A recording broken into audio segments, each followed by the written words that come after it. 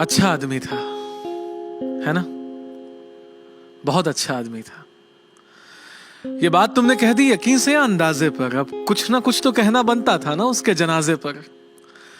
नहीं कहते तो जमाने को तुम्हारी अच्छाई पर शक हो जाता, और अगर वो सुनता ना तो खुशी के मारे पागल बेशक हो जाता। खैर ये बताओ कि अच्छा ही था तो अच्छेपन का हिसाब क्यों नहीं दिया? हफ्ते भर से कुछ पूछ तो रहा था ना वो, कभी सवालों का जवाब क्यों नहीं दिया?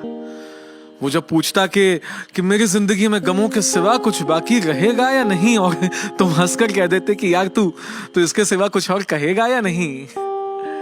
काश के हंसी ठहाके के सिलसिले को तोड़कर देखा होता।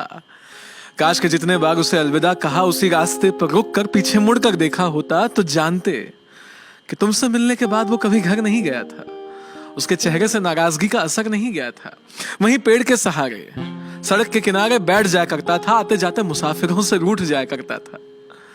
तुम जानते थे ना कि वो हम सब से कुछ दिनों से बड़ा अलग अलग सा, दूर सा रहता था। पर क्या ये जानते हो कि अकेले पलंग पे लेटा अपने घर में पंखों दीवारों को घूरता रहता था?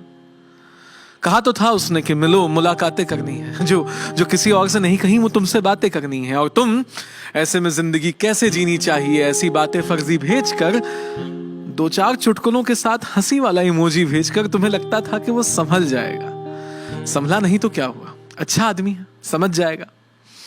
पर वो तुम्हारी चीजों को पढ़कर सोचता था कि एक मेरे पास ही हंसने की हसरत क्यों नहीं है, एक जिंदगी में मेरे सिवा ही किसी को मेरी जरूरत क्यों नहीं है? जरूरत है।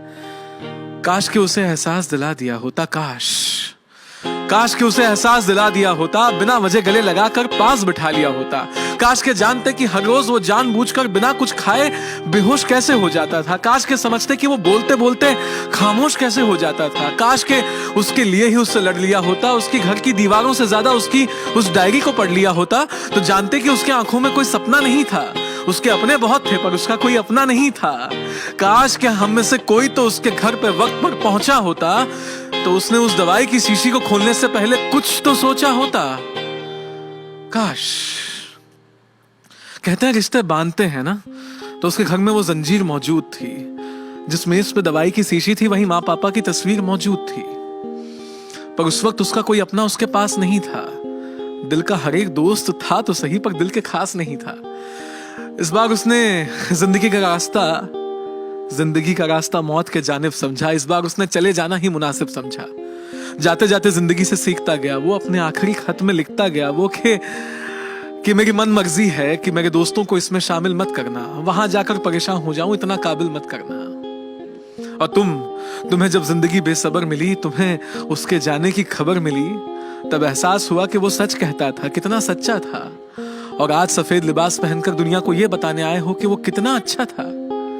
अपने आप को दोस्ती का खुदा, रहनुमा, फरिश्ता सबसे जुदा कहने आए हो। जब तक वो था तब तक तो मिले नहीं, आज आखिरी अलविदा कहने आए हो। खैर, जब वक्त की परतों से लम्हों की धूल हटाओगे, जब उसके कब्र पे फूल चढ़ाने जाओगे, तो थोड़ी सी बेअदब सी, अजब सी, लेकिन नाराज आएगी। उसकी आखिरी मिट्टी से वो एक आखिरी आवाज आएगी। आवाज कहेगी कि ऐसे कई मंजर के गवाह हम सभी खुद हैं। मुझ जैसे कई अच्छे लोग आज भी तुम्हारी महफिल में मौजूद हैं। तो अगली बार मेरे जैसा कोई दिख जाए तो उससे बातें करना, मुलाकातें करना, उसका दिल रख लेना, उसके घर जाकर उसे तोहफे देना और उस दवाई की शीशी को खिड़की के बाहर फेंक देना। तब शायद वो जिंदगी जीने का हौसला कर सके, तब शायद वो खुश रहने का फैसला कर सके। तब शायद तुमसे नेकी का काम हो जाए, उसकी दोस्तों की पहली लिस्ट में तुम्हारा नाम हो जाए। ये बातें हम सब जानते हैं, सबको पता है। बस आज कहना लाजमी था, ताकि तुम्हें किसी के घर जाकर सफेद लिबास पहनकर ये ना कहना पड़े कि वो अच्छा आदमी था।